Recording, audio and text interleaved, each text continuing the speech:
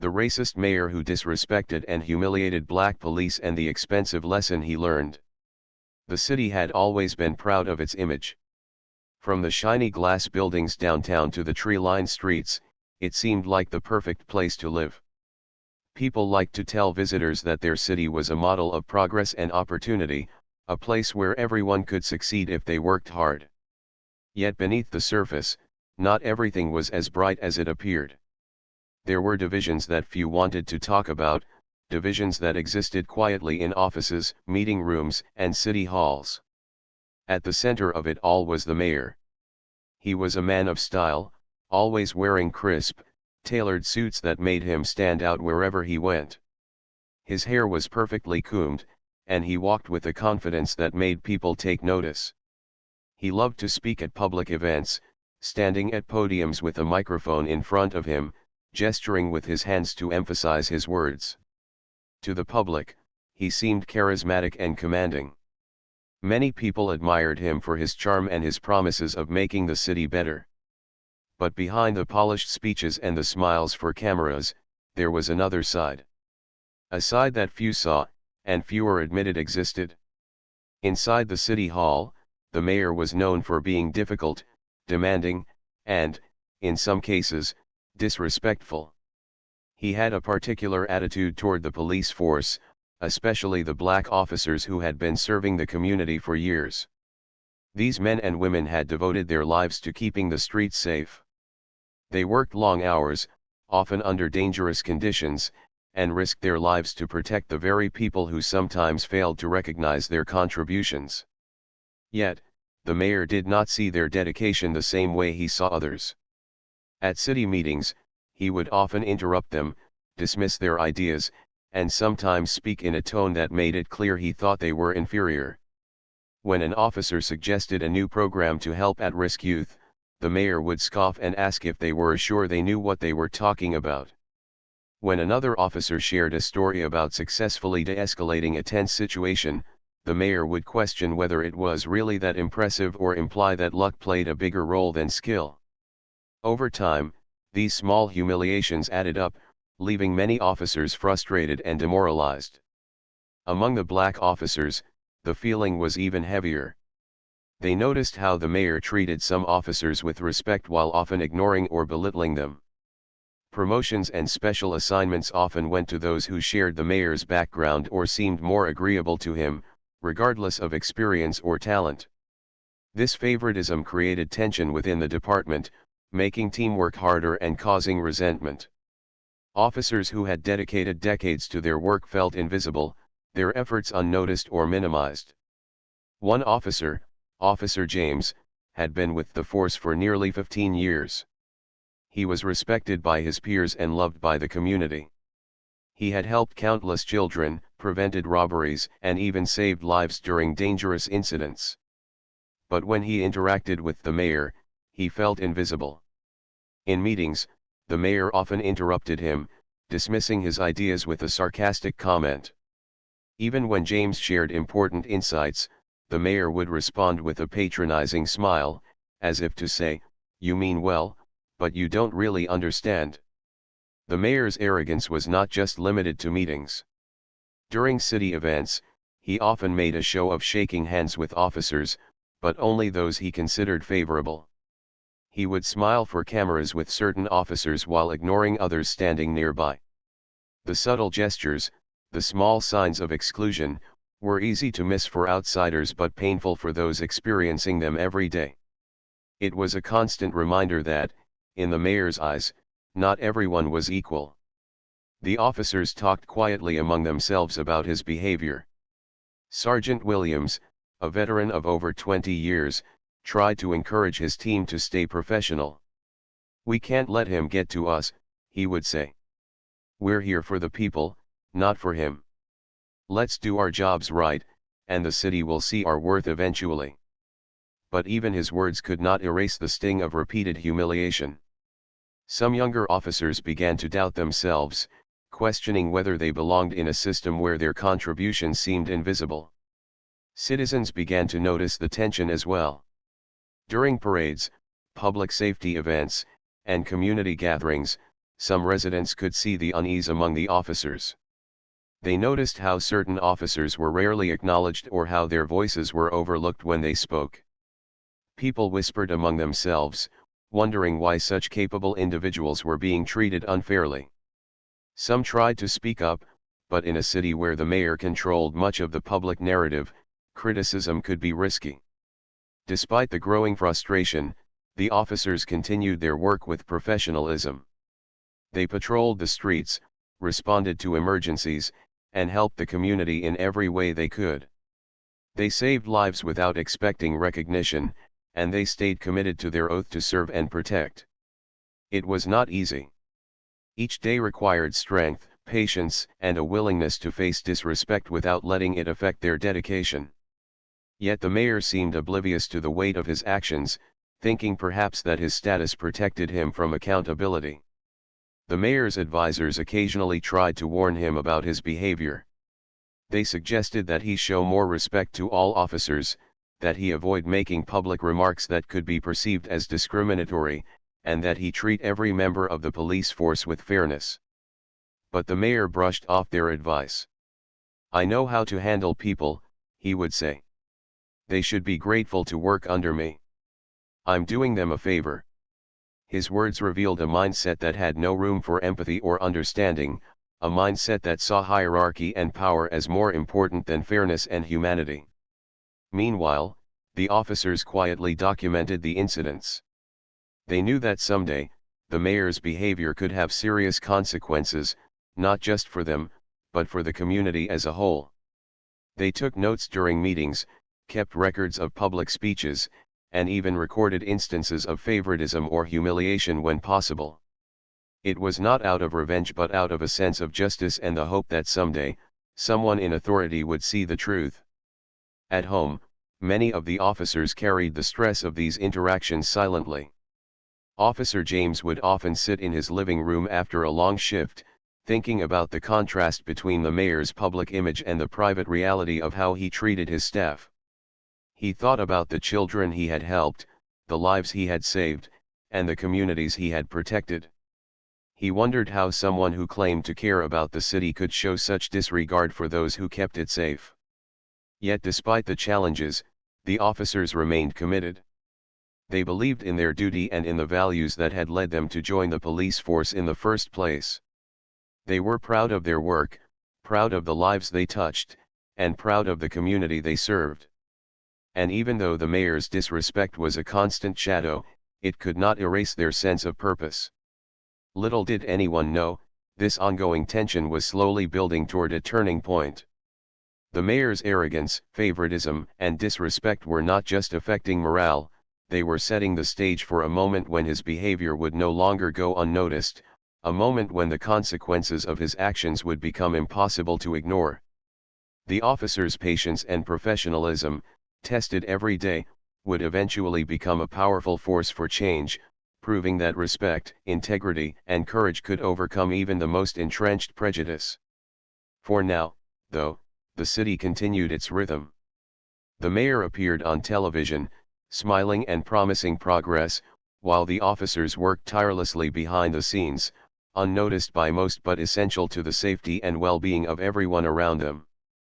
And in the quiet moments, when the public had gone home and the city lights flickered over empty streets, the black officers reflected on the challenges they faced, the injustices they endured, and the hope that someday, fairness and respect would prevail. The city was buzzing with excitement. Every year, it hosted a grand festival in the downtown area, a celebration of community, culture, and togetherness. Streets were lined with colorful banners, food stalls, and smiling families. Children ran around with balloons, music played from speakers, and the air smelled of popcorn, roasted corn, and sweet pastries. The festival was one of the few times the entire city came together to celebrate, and everyone looked forward to it. Among the crowd, the police department was working quietly but diligently. Officers patrolled the streets, kept watch over crowded areas, and helped attendees with directions or small emergencies. Officer James and Sergeant Williams, along with their team, moved efficiently through the sea of people. They were always alert, making sure the day remained safe and joyful. Despite the cheerful atmosphere, the officers knew the importance of their work. One wrong move, one overlooked situation, could turn the celebration into chaos.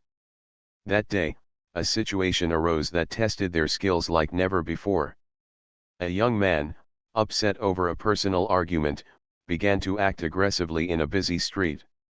He was waving a stick and shouting loudly, scaring passers-by. Children clung to their parents, and people moved quickly to get out of the way. The potential for danger was high, and panic could spread quickly if the situation was not handled correctly. Officer James noticed the threat first. He approached the man calmly but firmly, speaking in a clear voice, trying to de-escalate the situation. "Sir, please put down the stick. Nobody wants to hurt you, but you need to calm down." The man ignored him, continuing to shout and wave the stick. Other officers moved closer, ready to assist. The situation was tense. People watched anxiously as Officer James maintained his composure, carefully positioning himself to protect the crowd while keeping the man under control.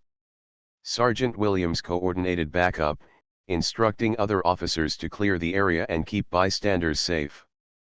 It was a high-pressure moment, requiring skill, focus, and courage. Every decision mattered. Finally, Officer James managed to guide the man to a less crowded area, speaking in a firm but calm voice. With careful timing, and using techniques he had learned over years of training, he disarmed the man and ensured he did not hurt anyone, including himself. Within minutes, the situation was resolved. The crowd, who had been holding their breath, slowly relaxed. Applause broke out from a few brave spectators, and other officers nodded respectfully to James and his team. This was a moment that should have been celebrated. Officer James had prevented potential injuries, ensured the safety of dozens of families, and handled a dangerous situation without resorting to violence. Yet, instead of praise, the mayor chose that moment to undermine him. Standing on a nearby stage, the mayor was preparing to give a speech about law and order and how proud the city should be of its police force. When he saw James nearby, helping calm frightened children and guiding families to safety, he shook his head subtly, muttering under his breath. As James approached the stage, the mayor, microphone in hand, smiled for the cameras, but then he made a comment that stunned everyone. "Lucky timing, I guess," the mayor said in a condescending tone, loud enough for many attendees to hear. "Officer James here just happened to be in the right place at the right time. Not everyone can manage that."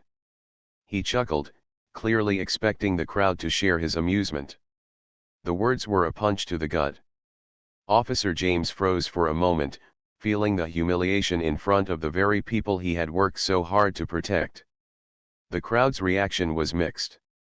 Some looked confused, unsure of what the mayor meant, while others, especially those who had witnessed James' actions firsthand, were shocked and upset. Whispers started spreading. "Did he just say that? He risked everything, and he calls it luck." James' colleagues, the black officers who had endured years of subtle disrespect, felt a familiar sting. This public insult was worse than anything before because now it was witnessed by the community, by the media, and by fellow citizens who had come to cheer for their city. Sergeant Williams put a hand on James' shoulder, giving him a quiet nod of support. "Hold your head up," he said. "Don't let him take this from you." Even as James tried to focus on his duty, the mayor continued, ignoring the officers who had just saved lives. He moved on to congratulate other officers, but his tone and attitude suggested that their contributions were secondary, almost accidental. The mayor's comments spread quickly. People started filming with their phones, capturing the moment, and soon, it appeared on social media. Videos circulated showing the mayor laughing and belittling an officer who had clearly displayed courage, professionalism, and skill. The city's residents began reacting immediately. Parents who had watched their children enjoy the festival were angered that the mayor would undermine someone who kept them safe. Community leaders spoke out, questioning the mayor's judgment and demanding an explanation. Local newspapers ran headlines highlighting Officer James' bravery and contrasting it with the mayor's dismissive remarks. Social media posts poured in, expressing outrage and frustration. Many people began sharing stories of the officer's past achievements that had been ignored for years. Inside the police department, the officers felt a mix of anger and determination. They knew that the mayor's words were not just about that day, they reflected years of a pattern of disrespect. This public incident became the tipping point. The officers began discussing how to address the situation, how to ensure that their voices and experiences were finally recognized. They understood that remaining silent would only allow the behavior to continue. Despite the public embarrassment, Officer James remained calm and professional. He continued performing his duties throughout the festival, helping families, guiding lost children, and ensuring that the event remained safe. But in his mind, he started planning. He would not confront the mayor impulsively. He had learned over years of experience that careful preparation and evidence were more powerful than anger. The officers started documenting every interaction, every slight, and every moment of disrespect they had faced. They gathered statements from colleagues, noted instances of favoritism and bias, and prepared to bring these issues to the city council and public forums. Their goal was not revenge but justice and accountability. They wanted recognition for themselves and fairness for the officers who had been treated unfairly for years. Meanwhile, the mayor seemed oblivious to the growing storm. He continued with his public appearances, smiling for cameras and giving speeches that sounded confident and persuasive. Yet behind the scenes, advisors warned him about the backlash. They suggested issuing a genuine apology, acknowledging the officers' contributions, and showing respect publicly. But the mayor brushed off their advice, saying, "I don't need to apologize. I said what I meant. It's not a big deal." The officers knew better. They knew that respect and recognition were not optional, they were essential for morale and trust, both within the department and with the community. The mayor's failure to understand this created tension that could no longer be ignored. The situation at the festival had illuminated the problem for the public, making it impossible to hide. Citizens, media, and community leaders all began to see the disconnect between the mayor's image and his actions. By the end of the festival, the city was buzzing with discussion. Videos of the mayor's comments circulated widely, and the public debate intensified.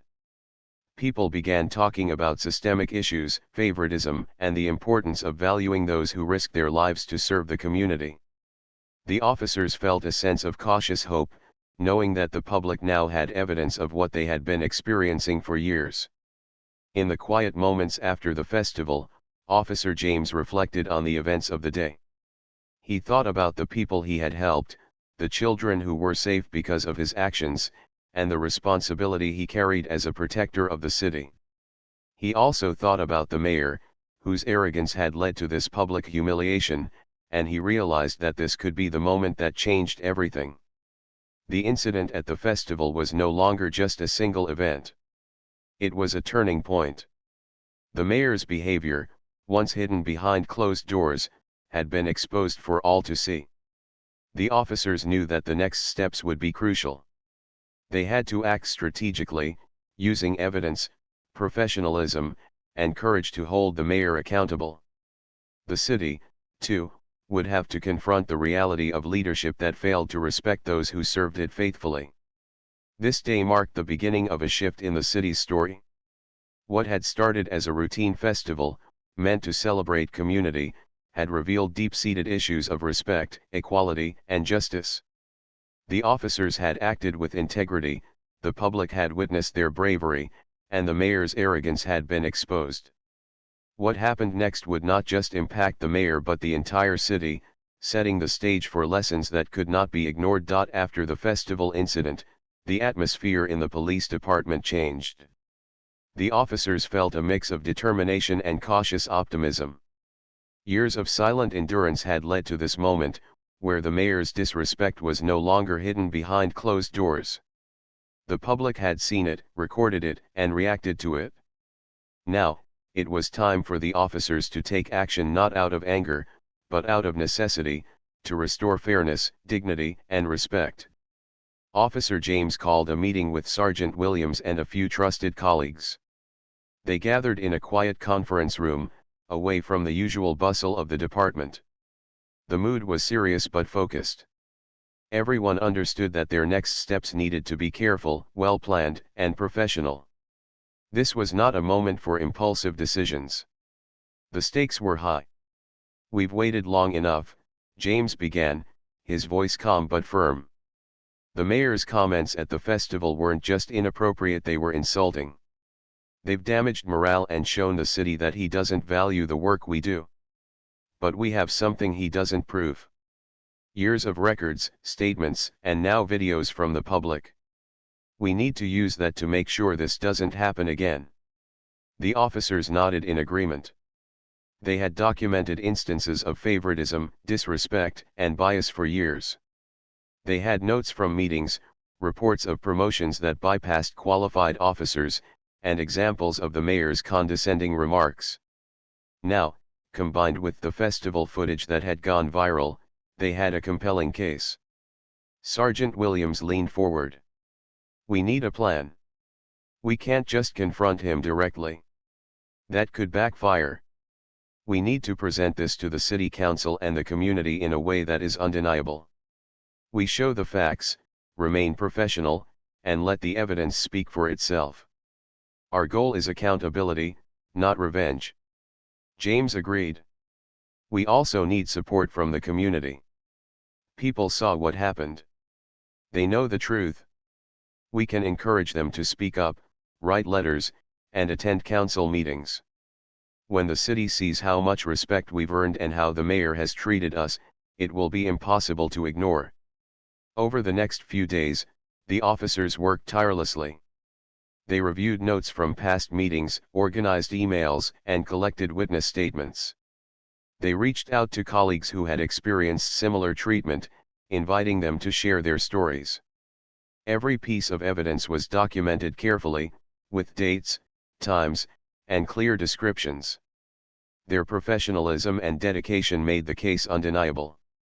At the same time, the community began responding. Residents who had attended the festival came forward with videos and first-hand accounts of the mayor's dismissive comments. Parents who had seen officers protect their children shared messages of support. Local journalists started asking questions, reporting on the incident, and highlighting the bravery of the officers. The story gained momentum quickly, moving beyond social media into newspapers, radio, and television. The mayor, meanwhile, remained largely unaware of the growing storm. He continued his public appearances, shaking hands, giving speeches, and smiling for cameras. He made no public apology for the festival incident, believing it would blow over. "People will forget," he told his aides. "This is a minor thing. Everyone knows I respect the police. We'll move on, and no one will remember." But he underestimated the officers and the community. The combined weight of documented evidence, public support, and media attention made it clear that this could not be ignored. The officers requested a formal hearing with the city council, presenting their case in a structured and professional manner. They were calm, composed, and confident, knowing that their dedication and integrity could not be questioned. The hearing room was filled with tension on the day of the meeting. City council members sat at the front, papers in front of them, ready to listen. The mayor entered the room with his usual air of confidence, but he could sense that this was different. There was a quiet determination in the officers' posture, a seriousness in their expressions, and a unity he had never seen before. Officer James stepped forward first. He spoke clearly, describing the events at the festival, emphasizing the danger he and his colleagues had managed, and highlighting the mayor's dismissive comments. He remained professional, never showing anger, but his words carried weight because of the evidence and the sincerity behind them. The council members listened intently, some nodding, others taking notes, clearly impressed by his composure. Sergeant Williams followed, presenting documented examples of the mayor's pattern of favoritism and disrespect. Emails, meeting notes, and witness statements were laid out systematically. Each piece of evidence painted a clear picture: a leader who had repeatedly undervalued the contributions of black officers, undermined their authority, and allowed personal bias to influence decisions. The room was silent as the evidence was presented. The mayor, who had always commanded attention, felt a shift in power. He realized that his usual tactics, charm, confidence, and manipulation were no longer effective. The officers were united, organized, and supported by the community.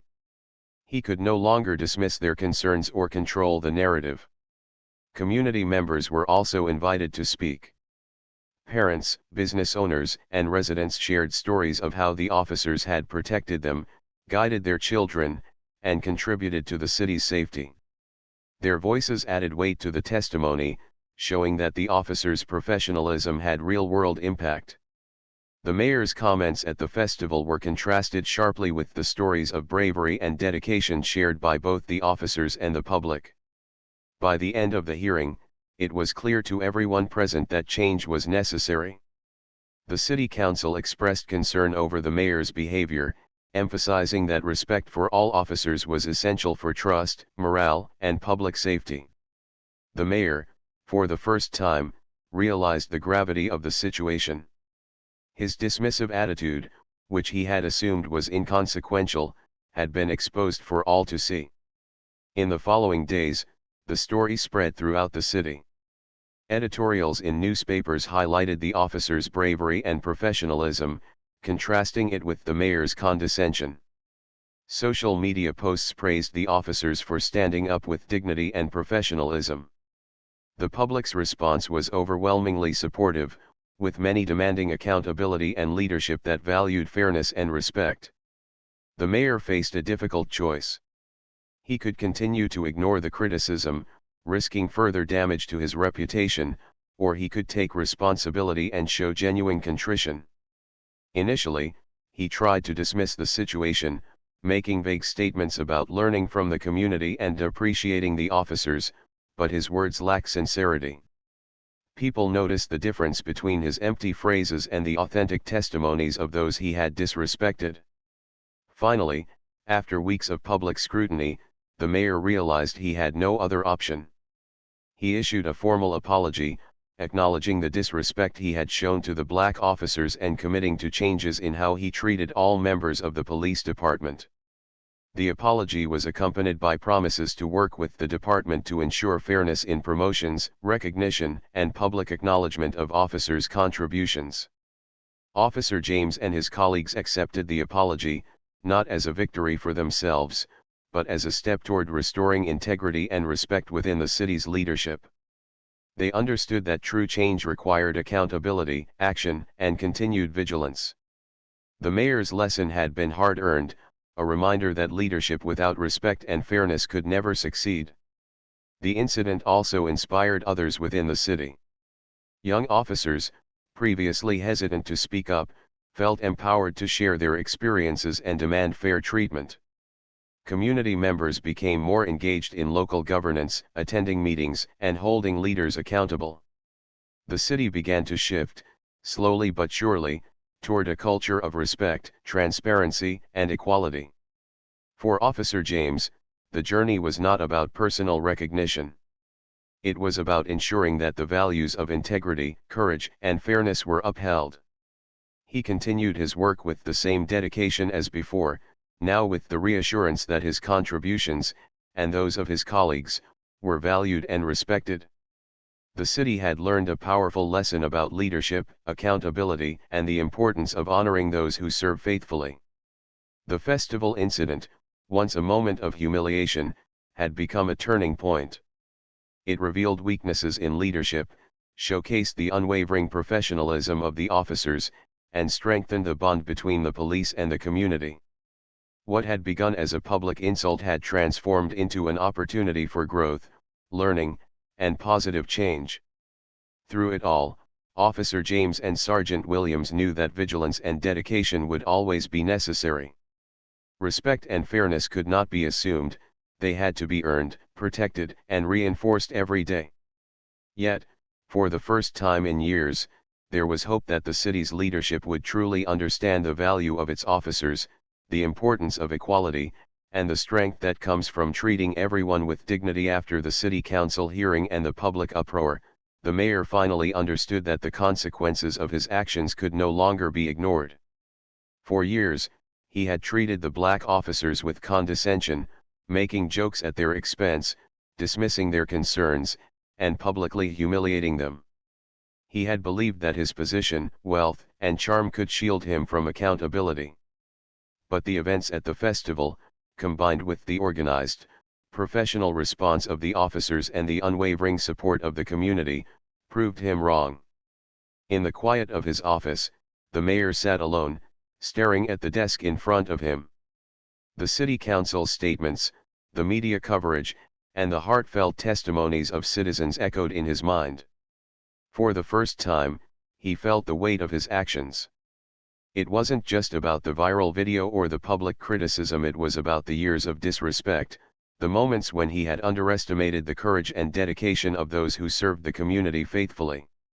He realized that leadership was not just about power or appearances, it was about responsibility, fairness, and honor. He thought back to the officers he had humiliated. Officer James, Sergeant Williams, and the others were not just employees, they were human beings who risked their lives every day to protect the city. They had shown professionalism, courage, and unity, even when he had doubted and demeaned them. Their actions had revealed a truth he could no longer deny: respect could not be demanded through authority, it had to be earned through deeds. Determined to make amends, the mayor began a process of reflection and action. He met with his advisors and city staff to discuss tangible steps he could take to restore trust. He recognized that words alone were not enough. An apology, while necessary, would carry little meaning without genuine changes in behavior and policy. He needed to demonstrate commitment, humility, and a willingness to learn. The mayor decided to begin by reaching out personally to the officers he had disrespected. He arranged individual meetings with Officer James, Sergeant Williams, and the other black officers, asking to hear their experiences, insights, and suggestions for improvement. He approached these meetings with sincerity, listening more than speaking. At first, the officers were cautious, unsure if his intentions were genuine. They had been dismissed, insulted, and undervalued for too long. But as he asked thoughtful questions, acknowledged past mistakes, and expressed a desire to understand their perspective, their skepticism began to soften. Officer James spoke first, recounting not only the events at the festival but also the years of subtle bias, favoritism, and public humiliation. He described how these experiences affected morale, trust, and teamwork within the department. The mayor listened quietly, occasionally taking notes, absorbing every detail. He did not interrupt or make excuses. Instead, he allowed the officers to speak openly, showing them that he valued their voices and their experiences. Sergeant Williams added her perspective, highlighting the systemic issues that allowed bias to persist. She emphasized the importance of creating an environment where all officers, regardless of race, felt respected, supported, and recognized for their contributions. She shared suggestions for training programs, community engagement initiatives, and policies to prevent future discrimination. The mayor took everything seriously, realizing that meaningful change required more than words, it required concrete actions. Over the following weeks, the mayor implemented several key reforms. He established mandatory diversity and sensitivity training for all city officials and staff, emphasizing the importance of respect, empathy, and equitable treatment.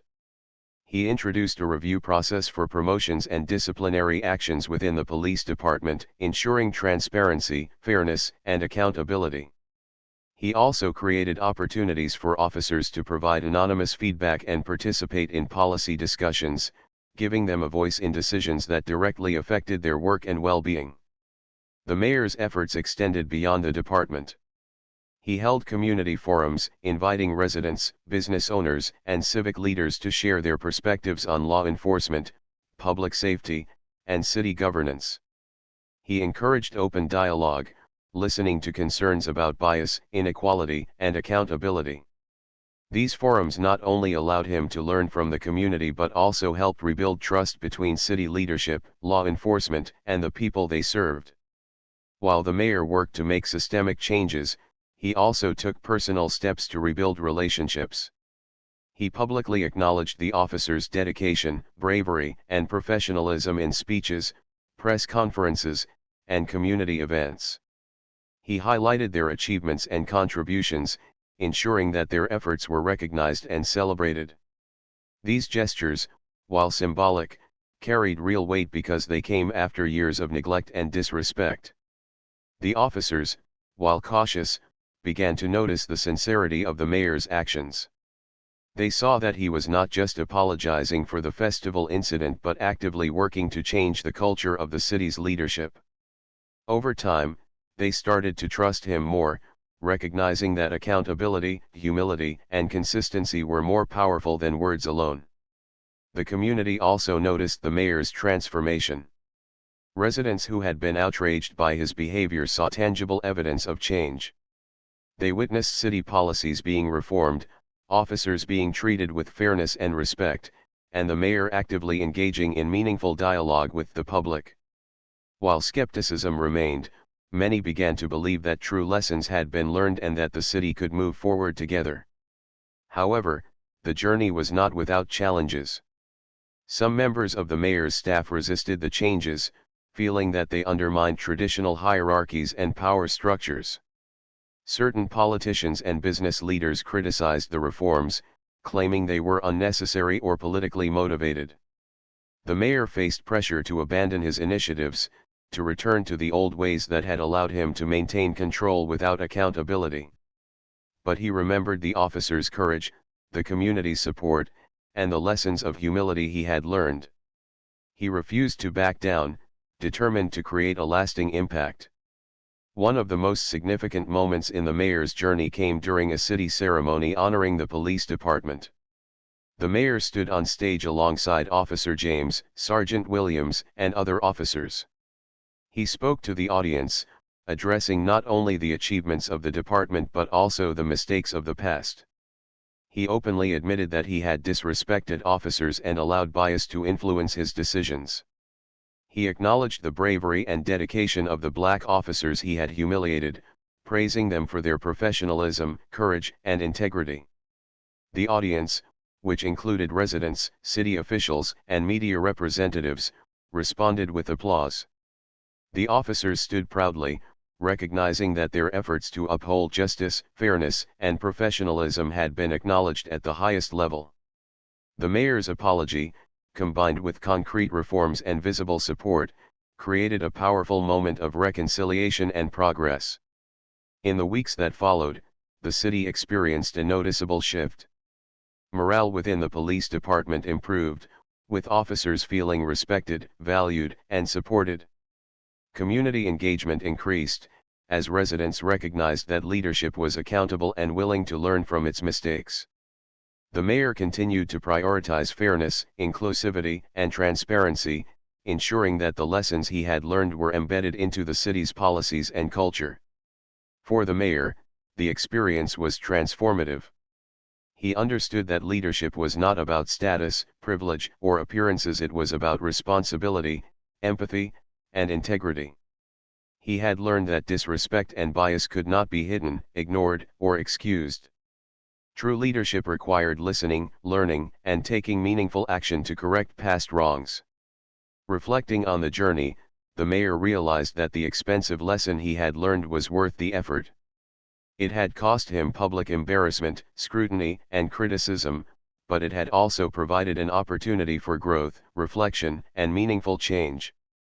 He understood that respect was not a commodity to be demanded but a principle to be earned through actions, decisions, and treatment of others. Officer James and Sergeant Williams, while never seeking recognition, recognized the importance of the mayor's transformation.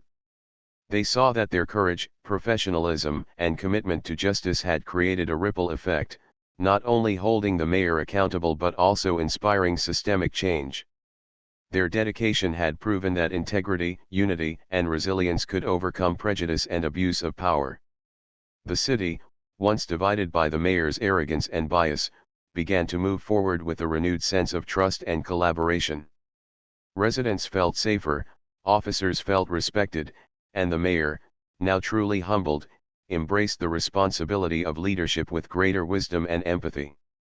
In the end, the festival incident that had started as a moment of humiliation became a catalyst for profound change.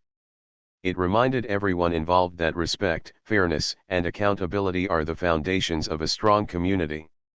The mayor's expensive lesson was a testament to the power of courage, professionalism, and the unwavering belief in doing what is right, even in the face of adversity. And as the mayor looked around at the city he had vowed to lead with integrity, he realized that the most valuable lesson he could offer was not just his apology or his reforms, it was the example of learning from one's mistakes, taking responsibility, and committing to a future where everyone, regardless of race or background, was treated with dignity and respect. Months passed since the mayor had faced the public outrage and learned the difficult lessons about respect, responsibility, and fairness. The city had started to change, slowly at first, but with steady progress that everyone could see. People on the streets talked about the new sense of unity in the police department and how officers treated each other and the community with more professionalism and care. Residents noticed the mayor visiting neighborhoods, attending community events, and speaking openly about the importance of equality, fairness, and mutual respect. The festival incident, which had once caused chaos and embarrassment, had become a turning point that reshaped the city's culture. The mayor now understood that leadership was about serving others, not about showing off power or wealth. He walked through the city streets more often, not in luxury cars or with an entourage, but on foot, greeting residents, talking to small business owners, and checking in with local police stations. This simple act of presence spoke volumes. People began to see him as someone who had truly learned from his mistakes. They saw that he listened, that he cared, and that he was willing to make sacrifices to ensure fairness and justice. His gestures were no longer empty words, they were backed by action. Within the police department, morale had dramatically improved. Officer James, Sergeant Williams, and the other officers who had once felt humiliated and undervalued now felt seen and respected. Promotions were being made fairly, and officers were encouraged to take part in decision-making processes. Training programs focusing on diversity, sensitivity, and teamwork had become standard, and officers began mentoring younger recruits, emphasizing respect and professionalism as key values. The department became a place where everyone felt valued, and where integrity and courage were recognized, not dismissed. The mayor also made it a point to create programs that connected police officers with the community in meaningful ways. Regular town hall meetings, youth mentorship programs, and neighborhood patrol initiatives allowed residents to see officers not just as enforcers of law, but as allies and partners in creating a safer city. These programs fostered trust, and over time, citizens began to support the police openly. They saw that the officers were not only skilled in law enforcement but also genuinely cared about their well-being. The city began to feel safer and more connected. For the mayor, these changes were personal as well as professional. He realized that true respect was earned through humility, accountability, and consistent action. The festival incident, once a source of embarrassment, had taught him lessons that could never be unlearned. He had learned that power without responsibility was meaningless, and that treating people unfairly, no matter how high one's position, always carries consequences. His reputation had been damaged, yes, but it had also been rebuilt stronger because it was now grounded in honesty and genuine growth. One afternoon, the mayor visited the local community center to attend a youth leadership workshop. Officer James and Sergeant Williams were there as mentors, guiding young participants through activities designed to teach teamwork, leadership, and civic responsibility. The mayor watched as the officers shared their experiences, offering advice about courage, resilience, and respect. He saw the young people listening intently, inspired by the stories and the example set by the officers. The mayor approached Officer James quietly and spoke in a low voice. "I never realized how much strength it takes to remain professional in the face of disrespect," he said. "You and your team have taught me more about leadership than any book or speech ever could. Thank you." Officer James smiled slightly, nodding. "We all want what's best for the city. That includes you learning this lesson, sir. Leadership is not about yourself, it's about the people you serve. You've shown that you're willing to listen and change, and that matters." Sergeant Williams joined them, adding, "It's not easy to admit mistakes, and it's even harder to act on them. But you've done it. Now it's not about what happened before, it's about what happens next, and the legacy you leave behind."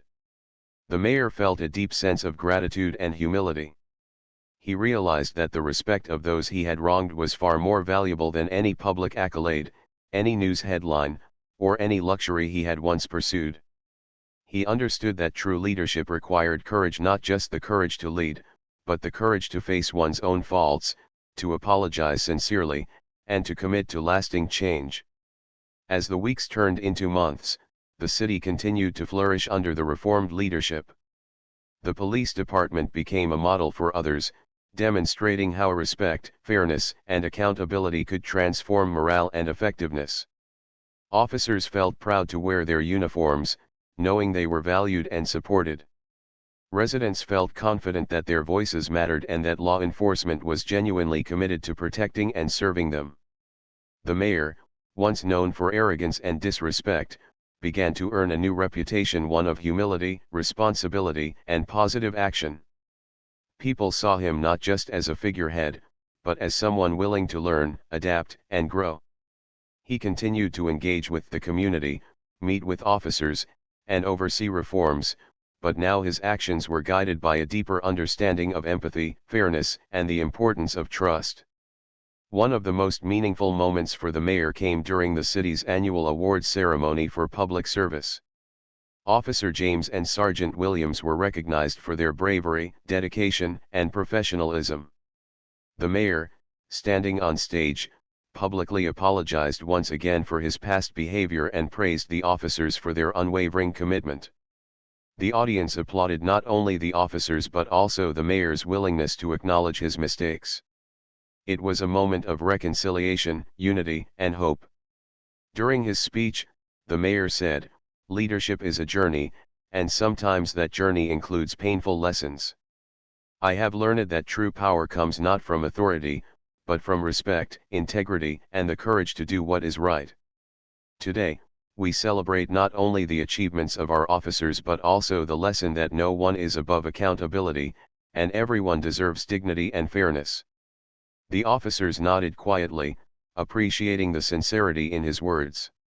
They knew that actions mattered more than speeches, and they had seen consistent efforts that confirmed the mayor's transformation. The ceremony ended with a sense of pride, unity, and shared purpose, reinforcing the idea that progress was possible when people worked together with honesty and respect. Outside the ceremony, residents approached the officers and the mayor, sharing their gratitude, support, and optimism for the future.